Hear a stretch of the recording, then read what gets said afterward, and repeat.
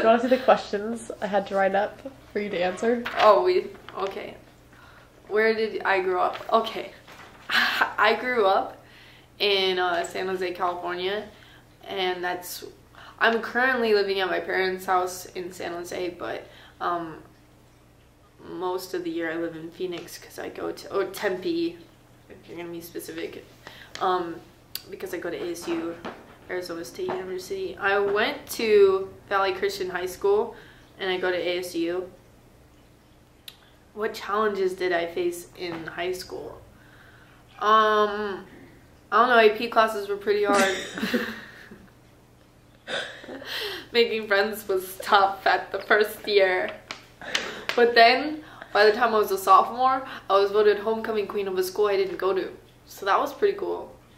That is interesting. Yeah, Sobrato. I'm in their yearbook. Check it out. In college, being all by myself. Don't wanna be. How did I overcome these challenges? I got over it. Okay, that's...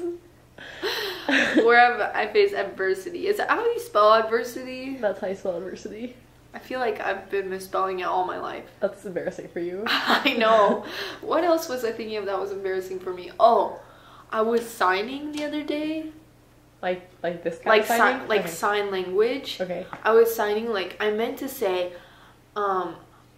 I go to church every Sunday, but I meant every Sunday, by the way. This is not, yeah. Okay. Anyway, but instead, for whatever reason, I signed, I don't like boys. Which was just weird.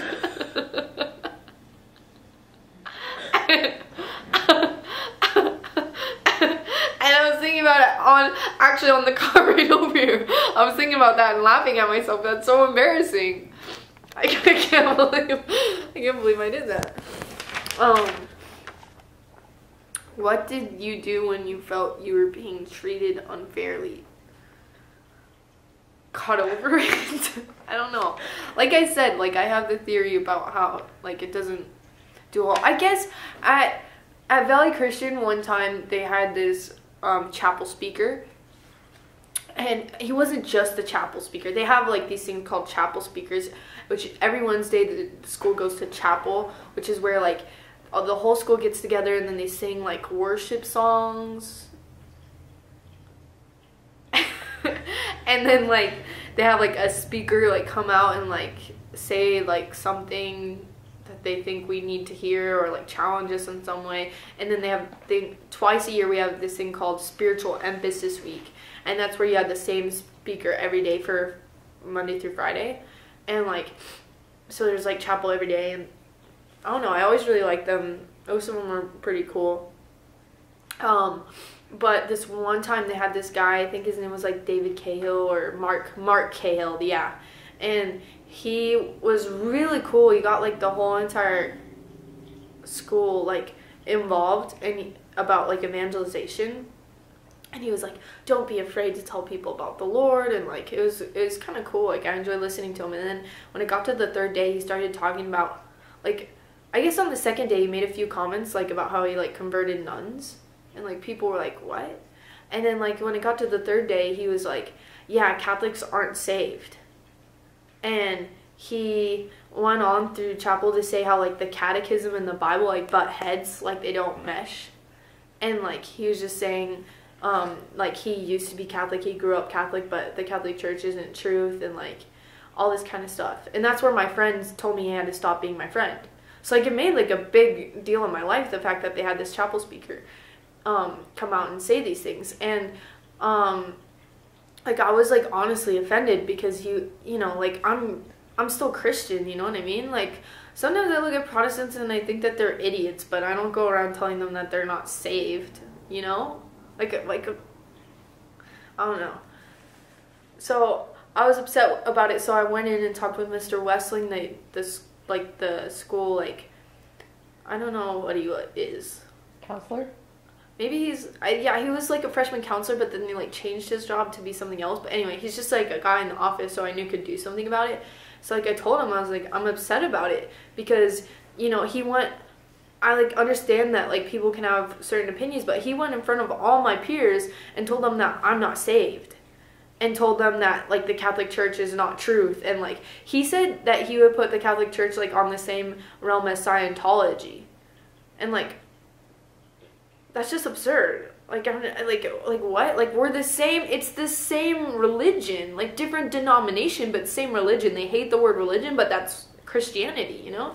And so I talked with him about it, and then they went to the Valley responded really well because they're like, we're an interdenominational school. We'll talk to this guy and like give him a chance to apologize tomorrow. So I was looking forward to it, you know, him apologizing. But I guess they talked to him, and he was like, no, I'm not gonna. That's what I think, and I'm not going to do it. So they kicked him out, and they told me he couldn't come back the next day, which is pretty cool. But that's, like, the only time that I've ever said anything when I felt discriminated against, I think. That was a really good story. I'm going to use that. Can I use that story? Yeah. With Valley Christian? You said Valley Christian, so is it okay if I use that story? Yeah, because I said they responded to it well. Okay. Where are you now in terms of how you handle discrimination? I already told you my theory. Say it again. I'm going to do a montage of you saying it. I'm going to feel like an idiot, and then I'm going to come to your classroom and be like, there's the fat idiot. Just because my sweatshirt is super big because it's my dad's. Doesn't mean I'm huge. Just awkward. I just think that like when it comes, like you can always voice how you feel when you're discriminated against, but I don't think that that's the most fruitful response. I mean it. I really don't. I don't think that, you know, the best thing you can do is, you know, sit around and talk about it or like be like, I'm gonna fight until my group is not discriminated against, you know? Like, I think that change starts with you. I feel like the biggest issue that our world has today is that we always blame, like, society, you know? You hear people say that all the time, like well, society tells us, you know, like, it's a funny answer to put because it's, like, ironic, but it's really dumb, you know? It's like, who is society? Like, you are, you know? Like, change starts with you, and not necessarily in one way. Like, when people say, like, you can make a difference, usually, like, people are, like, forward thinking, like, okay, I'm going to make a difference, so when I'm discriminated against, I'm going to start up a little group, and we're going to fight until our group isn't discriminated against. But I think the change comes in when you say, I discriminate against these people, and this is what I'm going to do to change that, you know? Like, I think that would be so much more effective, so much more, like a fruitful thing than, you know, you just fighting for your own kin, you know? That's how gangs start. I don't know if that's true, but I could imagine. What does that do? That would probably increase team spirit. And we all know when you have rivalries, that's where death comes in. Have you read Huckleberry Finn? Yes, actually read it in class. Huckleberry Finn, yeah. You know the family feud? And they all kill each other? Need I say more? Romeo and Juliet. West Side Story. The Capulets, Montagues. Yeah, right? It's no good. Yep. Do you feel as though you have grown because of your experience with adversity? When you say adversity, you mean being discriminated against? Yeah. That specific adversity?